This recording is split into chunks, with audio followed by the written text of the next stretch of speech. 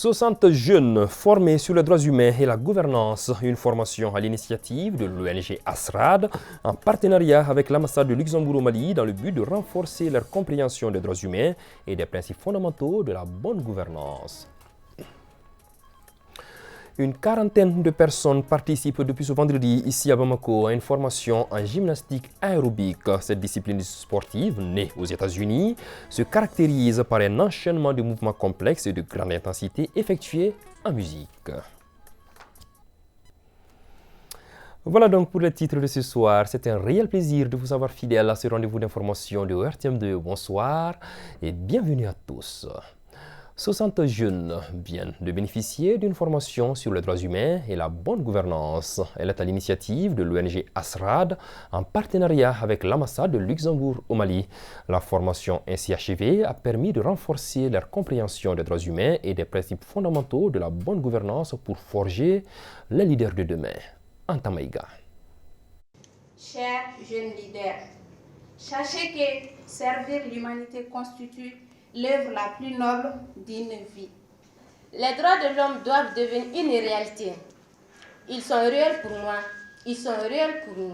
C'est sur ces messages forts que s'achèvent 3 jours de formation sur les droits humains et la gouvernance, une initiative de l'ONG ASRAD en partenariat avec l'ambassade du Luxembourg au Mali. Il est essentiellement des droits de l'homme, des principes des droits de l'homme, de la bonne gouvernance, des critères de bonne gouvernance. Et bien sûr, nous avons bénéficié de certains conseils des formateurs sur comment faire, comment sensibiliser les autres à respecter les règles par rapport à eux-mêmes et à pousser les autres à les respecter. Et cette formation nous a permis, nous jeunes, en premier lieu de faire un réseautage et de pouvoir partager nos expériences. Cela va nous permettre, nous en tant que défenseurs des droits humains, de pouvoir réellement contribuer de façon efficace et efficiente à ce que la promotion des droits de l'homme dans notre pays et au niveau sous-régional et international puisse être respectée et qu'on puisse réellement prendre en compte tous les aspects relatifs aux droits humains, à la protection de l'homme et les droits qui vont avec. Partant de l'idée de renforcer leur compréhension des droits humains et des principes fondamentaux de la bonne gouvernance pour forger les leaders de demain, l'ONG ASRAD se dit fière et compte pérenniser ce genre d'initiative. Ce sont les jeunes venus de plusieurs régions du Mali. Nous allons les mettre en groupe, essayer de voir comment est-ce qu'ils peuvent relayer aussi ce qu'ils ont appris ici. Et nous allons faire un suivi par rapport à ça. Et dans 6 mois, 1 an, on verra quel a été l'impact réel sur leur communauté de tout ce qu'ils ont appris ici. Les participants sortent donc requinqués à bloc pour défendre les droits humains. La transmission du savoir par les enseignants, une des valeurs sûres dans le développement d'une nation. Plus qu'une passion, ce métier est un sacerdoce qui demande une certaine exigence permettant aux apprenants de se faire une place active dans la vie économique, sociale et culturelle. Mais de nos jours, la conjoncture amène plusieurs personnes à manier la craie inconsidérément. Le métier d'enseignant et ses critères, c'est le reportage que nous propose Mariam Sissoko.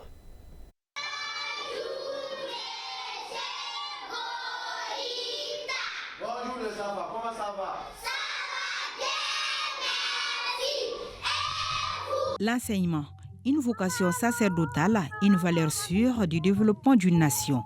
L'exercice de ces métiers, comme bien d'autres, demande une certaine passion, mais aussi de l'exigence. Une bonne pédagogie en dépend.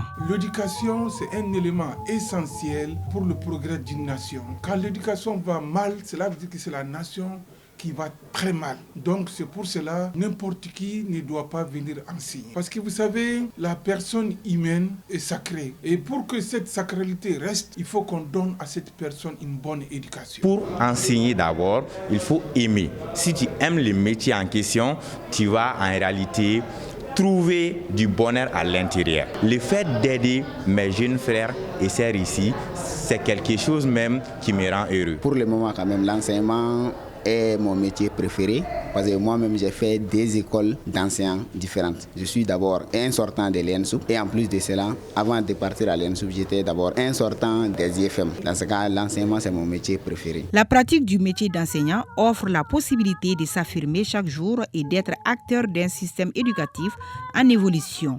Cependant, n'est pas enseignant qui le veut. Pas tout le monde, parce que être enseignant, ce n'est pas un métier facile aussi.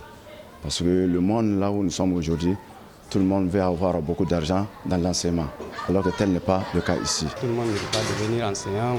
C'est un métier qui demande beaucoup de courage, beaucoup d'engagement, beaucoup d'amour envers les enfants. Donc ce n'est pas un métier si facile. Qui parle de l'enseignement parle aussi de l'éducation. Les deux vont ensemble. Ça ne peut pas devenir un gagne-pain. Chez nous, nous sommes très exigeants sur les critères de sélection. On se base sur des aspects pédagogiques. Si la personne a fait une formation enseignante, la personne peut être engagée. Et en plus de ça, si la personne a de l'expérience dans le domaine. Les enseignants de formation déplorent ce qu'ils appellent une banalisation de la profession, appelant les autorités et les promoteurs d'école à une synergie pour assainir le secteur. Le message que j'ai à l'endroit des promoteurs, c'est de bien faire la sélection des enseignants. Parce que si l'enseignant vient dans l'enseignement qui n'est pas la vocation enseignante, le travail devient compliqué et la mission serait vouée à l'échec. En plus de ça, la formation enseignante. L'État doit prendre ses responsabilités et exiger les maîtres de qualité à toutes les écoles et que ces maîtres de qualité soient bien traités dans ces écoles. Comme le dirait Nelson Mandela, l'éducation est l'arme la plus puissante pour changer le monde. Pourtant, une bonne éducation dépend de la qualité de l'enseignement.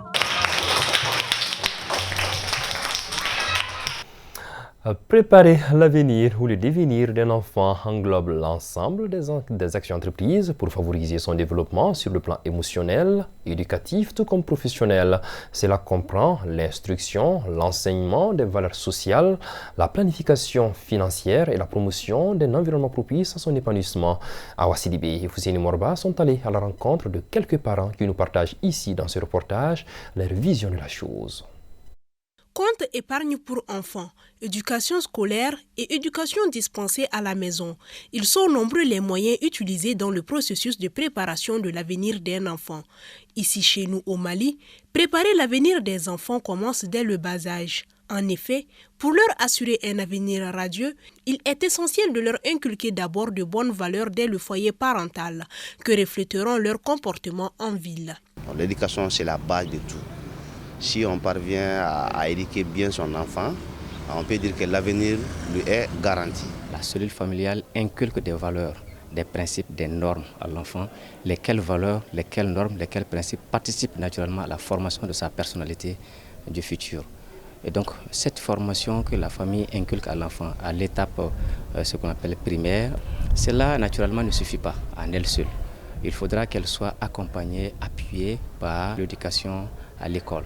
Dans le contexte malien, lorsqu'on parle préparer l'avenir d'un enfant, cela est sous-entendu à partir des perceptions, voire des airs culturels, qui consisteraient à dire que l'avenir d'un enfant serait entre les mains du Seigneur, entre les mains de Dieu. Derrière cette perception, nous avons une deuxième perception qui serait davantage être musulman ou chrétien. L'avenir d'un enfant est déjà préétabli avant sa naissance. Nous avons une troisième voie du postulat selon lequel lorsqu'on donne naissance à un enfant, nous sommes alpha et oméga de son avenir. D'où cette riée aujourd'hui, des montants extrêmement élevés sont investis dans l'éducation de l'enfant. Pour ce parent, préparer l'avenir de son enfant ne signifie pas nécessairement tout faire à sa place. L'objectif derrière ce processus est de lui donner les outils nécessaires pour affronter la vie et réussir son destin dans le futur. C'est là en lui offrant des opportunités et un soutien adapté à ses besoins. Donner un coup de pouce à l'enfant, c'est lui donner les conditions nécessaires pour étudier, mieux étudier. Il faut peut-être lui donner les procès nécessaires pour ce qui est de l'emploi. C'est pas c'est-à-dire en lui donnant du travail comme ça, sans qu'il n'ait fourni aucun effort. Si l'emploi la demande un concours, il faut lui laisser faire ce concours-là pour qu'il puisse avoir la valeur nécessaire pour mieux servir. Si tu as les moyens, actuellement, l'emploi aussi, c'est pas facile. Tu peux financer un projet pour lui. L'influence de l'environnement extérieur ne doit pas être négligée dans la préparation de l'avenir d'un enfant. L'enfant, c'est qu'il est suivi par les parents. Il y a certains petits qui ne vont pas faire à l'école. Parce qu'à l'école, il y a des bons enfants comme il y a des mauvais enfants. Et ces mauvais enfants-là peuvent influencer l'enfant qui est bon. Et si l'enfant n'a pas pris conscience potentiel, il va suivre les mauvais élèves là. Il faut aussi une éducation environnementale. Comme nos interlocuteurs le soulignent, la préparation de l'avenir d'un enfant varie selon les perspectives. Cependant, tous s'accordent sur le fait que l'éducation dispensée par les parents à la maison représente le premier pilier dans cette formation de l'homme avec grand H et la préparation de son avenir. Dans le cadre du mois de la lutte contre le VIH-Sida célébré tout au long du mois de décembre ici au Mali, la rédaction a décidé de faire un focus sur le VIH, virus de l'immunodéficience humaine, et le Sida, syndrome d'immunodéficience acquise. Si le VIH est une infection qui attaque le système immunitaire de l'organisme, le Sida, quant à lui, est considéré comme le stade le plus avancé de l'infection du VIH. Kounani Bamani nous permet de comprendre cette nuance entre les deux appellations. Une infection causée par le virus immunodéficience humaine, le VIH-Sida se transmet généralement par 3 voies. La transmission sanguine, c'est-à-dire quand un objet infecté touche quelqu'un, par exemple. Par exemple, si une aiguille pique une personne infectée, si cette aiguille suée du sang aussi pique une personne saine, donc le VIH se transmet. Il y a la transmission mère-enfant. Donc une maman infectée qui ne connaît pas son statut peut transmettre le VIH à son enfant au cours de la grossesse, pendant l'accouchement ou au cours de l'allaitement. Donc le virus existe dans les liquides biologiques. Au cours du rapport sexuel, ça peut se transmettre par ces voies-là. Donc surtout si le couple est infecté. Le VIH-Sida se manifeste par quelques symptômes généraux et chaque phase a ses spécificités. Les manifestations commencent à apparaître à partir de 3e semaine à 3 mois. Le virus va commencer à se manifester dans l'organisme. Bon, généralement, ce qu'on appelle la primo-infection. C'est-à-dire une personne, quand le virus rentre dans l'organisme seulement, ça se manifeste par un syndrome grippal. Il s'agit quoi? Il s'agit de la fièvre, des courbatures, c'est-à-dire des lésions orales, tu peux faire des candidoses buccales, tu peux faire une diarrhée, tu peux faire une fièvre au long cours, des céphalées. Ça ressemble beaucoup à paludisme ou bien à un syndrome grippal. On va penser que c'est la grippe. Mais souvent on traite, ça passe. Donc quand on maintenant pose le diagnostic, le traitement maintenant repose sur les médicaments ARV. Mais les médicaments ARV ne peuvent pas être pris à un stade où la personne est vraiment très affaiblie. Les médicaments ARV, c'est uniquement par voie orale. Il n'y a pas de voie injectable, il n'y a pas de forme pommade. La prévention du VIH-Sida passe par le dépistage et les mesures préventives. Il ajoute que l'infection au VIH-Sida n'est pas une fatalité, même si la rémission totale est impossible. Cérémonie de lancement du champ de formation en gymnastique aérobique ce vendredi au Palais des Sports Salamatou Maïga. Il faut le préciser, cette discipline se caractérise par un enchaînement de mouvements complexes et de grande intensité effectués en musique. Chaque gymnaste à l'intervalle d'1 minute 15 secondes doit démontrer créativité, souplesse, équilibre, force, explosivité et dynamisme tant par les sauts que par les éléments en appui facial. Awa Kamisoko. La gymnastique est un terme générique qui regroupe aujourd'hui des formes diverses de disciplines sportives, pratiquées pour le loisir ou la compétition. La gymnastique artistique, la gymnastique rythmique, la gymnastique trampoline, la gymnastique acrobatique ou encore la gymnastique aérobique. Une formation à l'intention des pratiquants de la gymnastique. Cette formation revêt une importance capitale dans notre quête d'excellence en gymnastique aérobique. Nous aspirons à armer nos entraîneurs et gymnastes des compétences nécessaires pour exceller dans cette discipline exigeante. Une formation qui aidera sans doute les athlètes selon l'expert venu du Bénin spécialement pour la cause. La gymnastique aérobique n'a rien à voir avec le fitness. On entend beaucoup de coachs qui se disent coachs de gymnastique aérobique. Ce matin, quand on va commencer la pratique, je vais vous poser la question si réellement vous êtes coach de gymnastique aérobique. un atout pour les pratiquants. C'est tout à fait une opportunité pour nous donc, de découvrir plus de potentialités dans le domaine de l'aérobic, surtout au volet international. Donc les membres sont là, nous sommes très motivés et assidus donc, pour ce camp de formation et enfin de renforcer nos capacités dans la discipline et pouvoir mieux servir non seulement nationalement et aussi sur le plan international. Une satisfaction totale pour cette jeune fédération. J'invite les stagiaires à suivre avec intérêt cette session de formation qui rentre dans le cadre du renforcement de leurs capacités. Je vous notifie que le département des sports reste toujours disponible pour vous accompagner dans la mise en œuvre de vos activités. Ce cadre de formation en gymnastique aérobique durera 4 jours, du 15 au 19 décembre au Palais des Sports Salamatou Maïga.